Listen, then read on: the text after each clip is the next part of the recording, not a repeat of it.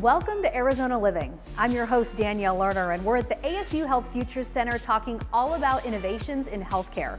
But before we get started, here's a look at what's coming up on the show. Escaping to the cool pines for luxury accommodations and entertainment. What you should know about the drinking water in your home. Plus, we show you summer looks for your home with American Furniture Warehouse. That and much more coming up on Arizona Living.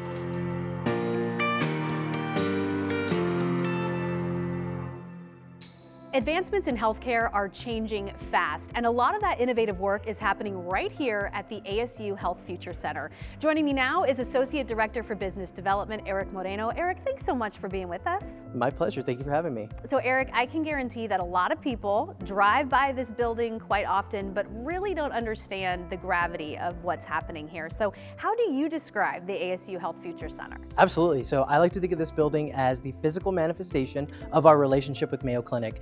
So within it is the headquarters for our Mayo Clinic and ASU Alliance for Healthcare, which is a collaboration between ASU and Mayo Clinic that spans back 10 years, though we've been working together much longer than that. And the building is representative of our shared priorities of research, education, innovation, and healthcare. So it's a very unique building in that there are ASU and Mayo Clinic employees, faculty members, clinicians within this building, and we're all working on some shared goals together because our thought was if you're able to put the researchers, the clinicians, educators all in one building, that there's going to be a lot of those reach across the aisle moments and collaborations just from conversations of who are you, what are you working on, hey, maybe that really intersects with work that I'm doing, and then we can go and collaborate from there. Yeah, and why is that partnership, that collaboration so unique? As you think about the Alliance as a whole, there's two major players within it, obviously, right? You have Mayo Clinic and ASU. So Mayo Clinic, known worldwide for their clinical expertise, their research, and then ASU, #1 university for innovation 11 years in a row. You think about that and combining our strengths in engineering, artificial intelligence, quantum computing, and you combine those two titans and some incredible discoveries and collaborations can happen. So that's really it right there. That's the secret sauce, is we're combining ASU and Mayo Clinic and our combined infrastructure and ecosystem together to tackle the problems of today as well as the problems of tomorrow.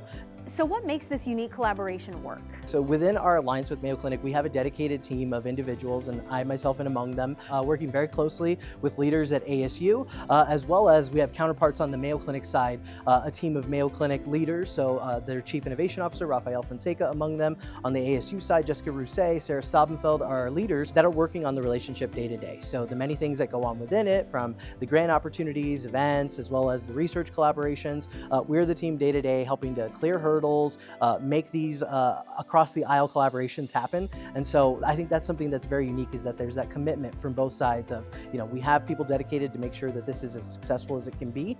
For those who may not be familiar, what kind of work is happening here inside this building? It's the research that is happening day to day. So there's some incredible collaborations. You think about Dr. Doug Lake, Dr. Thomas Grist with their Valley Fever work.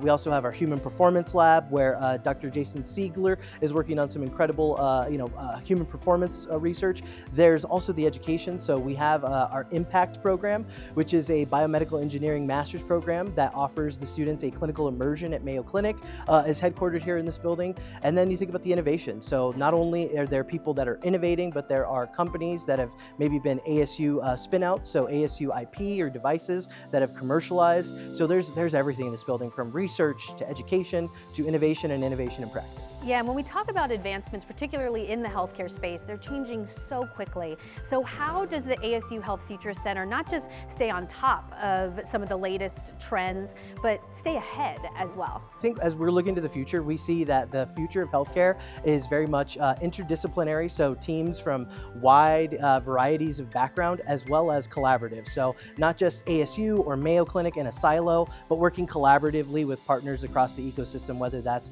you have a research background with clinical, but then you also need to work in how can we teach this, so bringing in educators. So I think this building is very representative of the future of healthcare as we see it at ASU, which is very collaborative. So people are going to need to reach across the aisle, be interdisciplinary to solve these problems problems that maybe today don't exist, or that we are working on solutions on that previously maybe we didn't have the know-how to. And that's something that I think we've seen from President Crow, who, as he's talked about ASU Health and our forthcoming medical school, he has said, that ASU is going to be sort of that Switzerland where we're going to bring together, we're going to be the convener of partners. It's not just going to be one partner, but many, because we'll need everybody, all hands on deck, to tackle the problems of tomorrow. Well, it's certainly exciting, all of the many things that are happening inside this building. Thank you so much for taking the time to share that with us. And if you would like to get more information, just head to their website. If you're looking to get out of the heat, consider heading north to Twin Arrows Navajo Casino Resort. Their luxury accommodations, entertainment options, and fine dining have something for every member of the family. Take a look.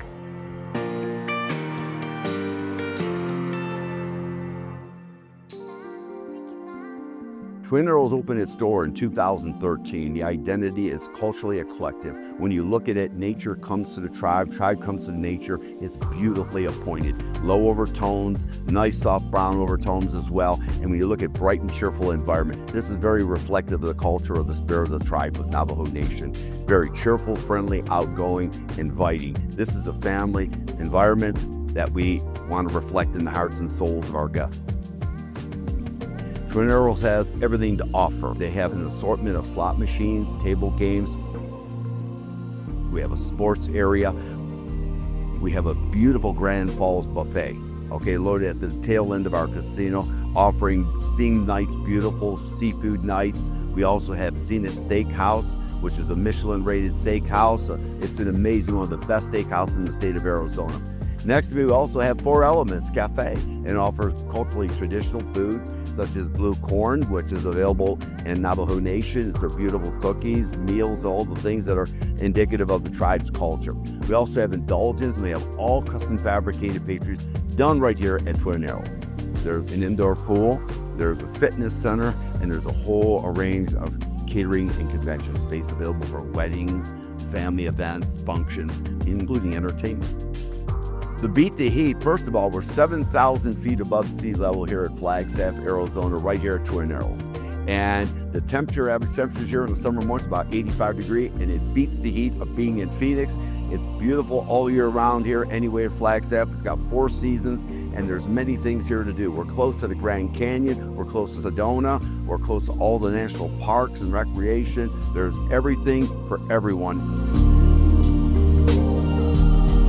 There's always something on each and every month, whether it's a gift distribution day or whether it's casino promotions, cash giveaway, cars buying, you can see on my right-hand side. There's always something available, including entertainment lined up. There's something for everyone.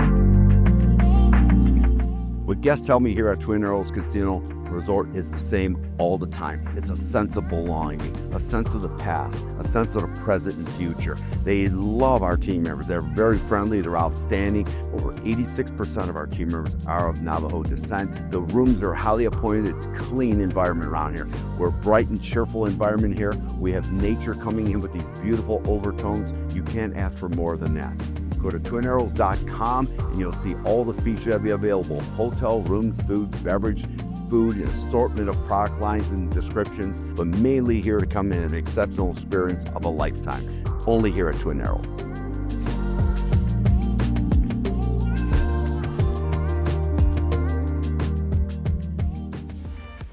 Don't go anywhere. We've got much more Arizona living coming up from the ASU Health Futures Center. We show you a school designed to help students reach their full potential with individualized learning, and what Arizona's hard water could be doing to the plumbing in your home.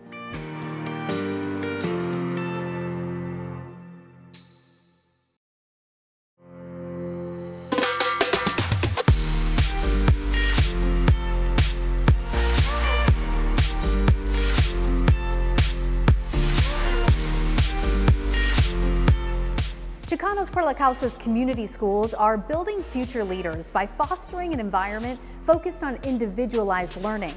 Here's a closer look at their new community high school.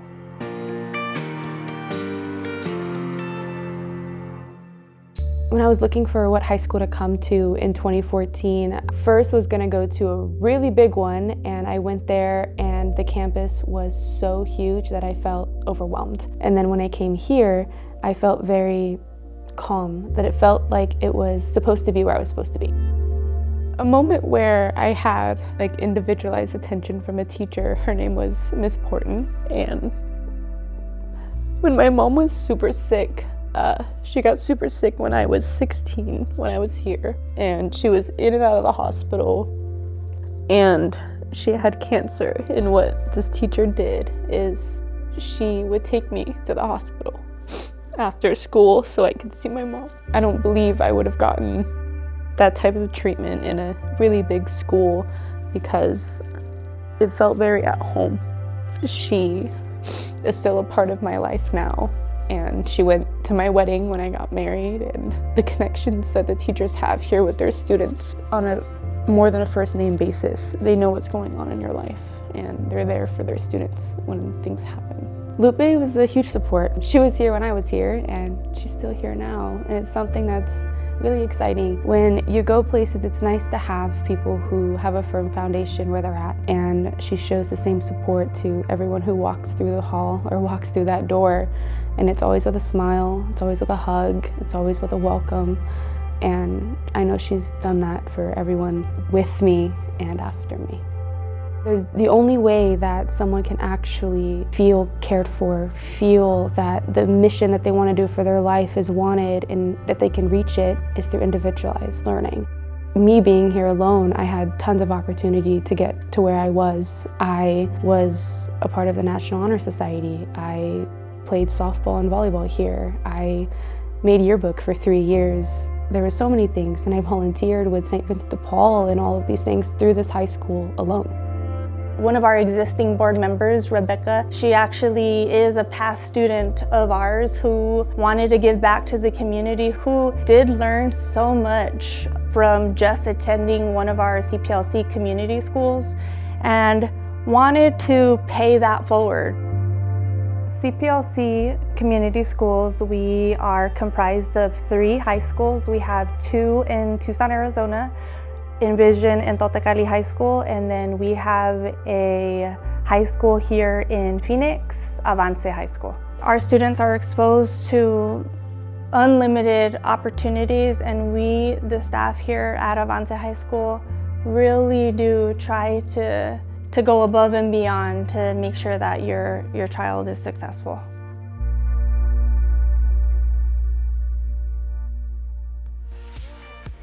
If you live in Arizona, then you are well aware of what hard water can do to your plumbing. The experts at Right Way Heating, Cooling, and Plumbing show us the impact hard water can have on your home and share some tips on how to improve your water quality.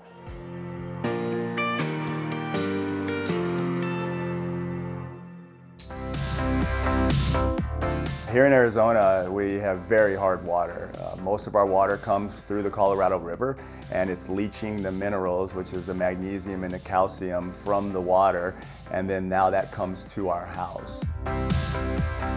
As a homeowner, condition of water is out of mind, and it comes to fruition when you have things break. The faucet will break on you, handles will start to not work, or they'll get really stiff, or things are just very unsightly because of the hard water. There's also, the city puts chlorine and chloramine into the water. The reason that they do this is to kill any bacteria that could be in the water. The challenge with this is chlorinated water is really bad for us to take showers in and to also drink. So it is the homeowner's responsibility to strip the chlorine out of the water to make it safe for consumption. What a water softener is specifically and what it does, it takes the magnesium and calcium, which are the hard components of the water, and it will take that out through something called ion exchange. So it uses the salt and it does an ion exchange to pull the magnesium and calcium out of the water and makes it soft. Water filtration is where you filter the water to make it safe for consumption. And when I say safe for consumption, that doesn't mean just drinking it. That also means bathing in it, washing your children in it, washing your hands in it, washing your fruit and your vegetables in it as well. If you live in the city and you're not on a well, you absolutely have chlorinated water because that's how the city protects the water from getting bacteria in it.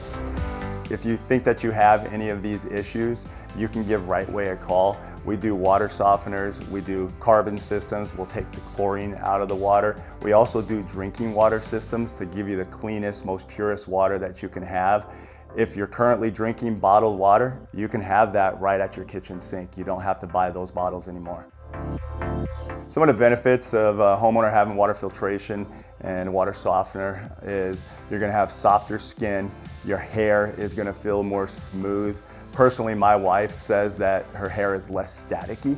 Your soaps are gonna last longer, and that's just on the personal side. On the homeownership side, it's gonna make all of your plumbing last longer, your water heater's gonna last longer, the tankless water heaters are gonna last longer, your dishwashers, your washing machines, anything that touches water is gonna last longer. And an important thing to realize is just because it's still there and lasting doesn't mean it looks nice. Having water filtration and having a water softener is gonna make the stuff you see every day look nice. If you feel like you have any of these issues, give Right Way a call and we'll come out and do a water quality test for you.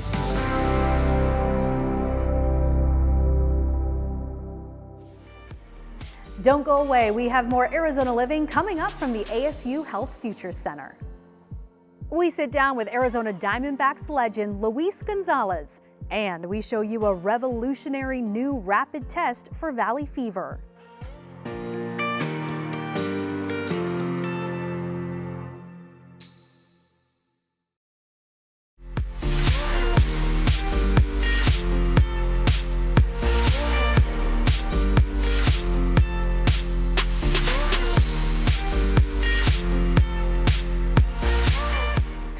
Navajo Casino Resort hosts an engaging series called Chalk Talk, where people can hear from and engage with professional athletes and sports figures.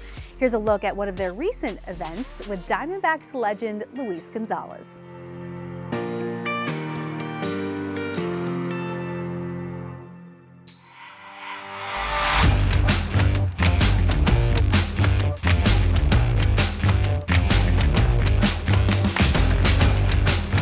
Welcome to Chalk Talk here tonight at Twin Arrows Navajo Casino Resort, and thank you to Twin Arrows for the hospitality and taking care of us here this evening. A special night with a special guest.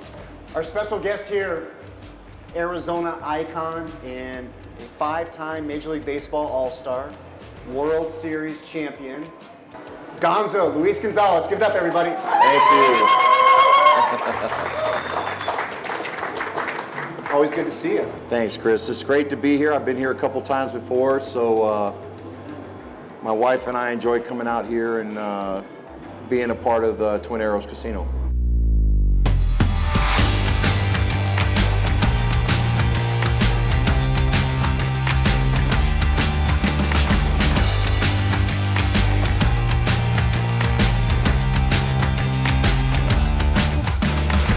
As soon as it left my bat, I knew it was going to fall in because where the infield was playing and the depth of the ball. And I didn't know whether to cry or laugh or smile and utter enjoyment, and to be able to share that with my teammates, my family, and everybody out on the field, it was super cool.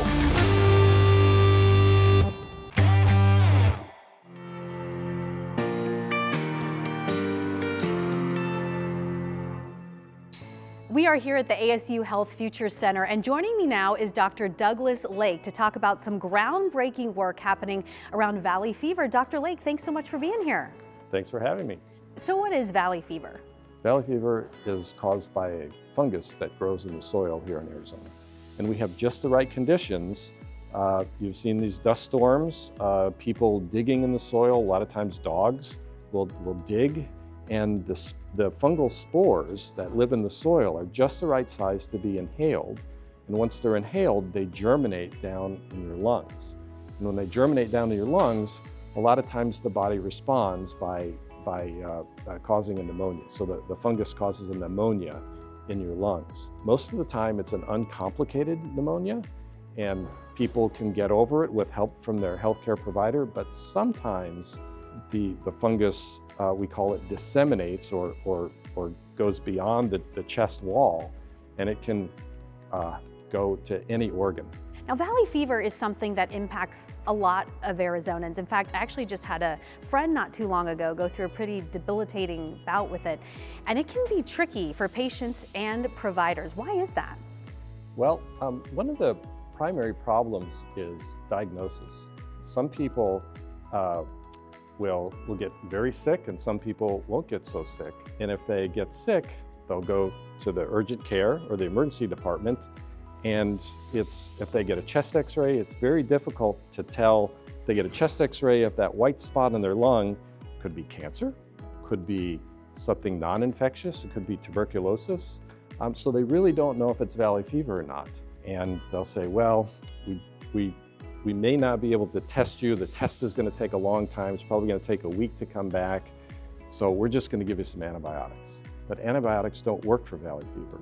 You really need an antifungal because valley fever is caused by a fungus. And what we've done is we've made a rapid test so that people can, healthcare providers can test right there when the patient is there, real time, to determine if somebody has valley fever or not. And so when you say a rapid test, I mean, that's such a game changer for diagnosing. What work went into that in creating this? We've been working on this for several years now. It's really just like a COVID test. It's our first is, we hope to have a finger stick test, but our first test will just be a tube of blood, and then you'll take some serum or some plasma from that tube of blood and add it to the test, and 10 minutes later you'll have a diagnosis. Wow, so we're talking 10 minutes compared to days weeks, or yes. even more than that. So what went into that though, as far as, you know, the research and the science behind it? So the first thing we have to do is we have to figure out, what do most people make an immune response to?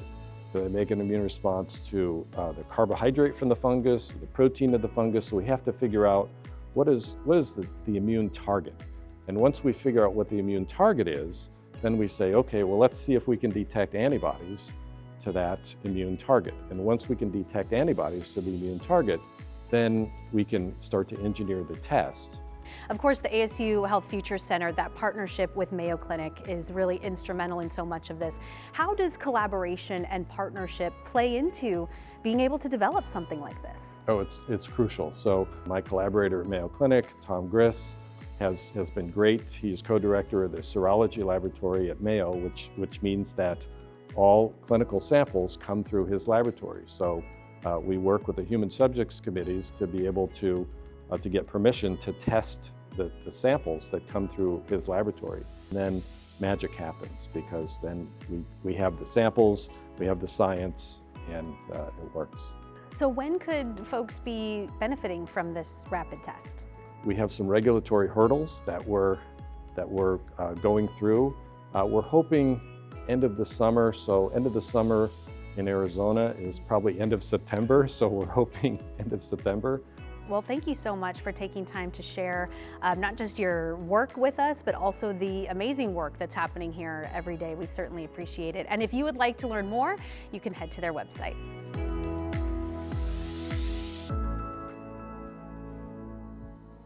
Stay with us. We have more coming up from the ASU Health Futures Center. We'll check out the latest summer looks in furniture and decor with American Furniture Warehouse.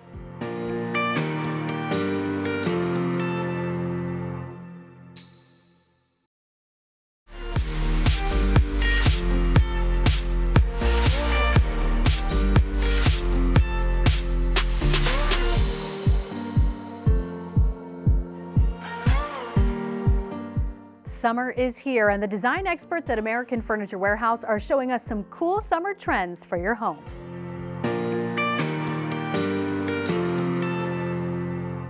Welcome back to American Furniture Warehouse.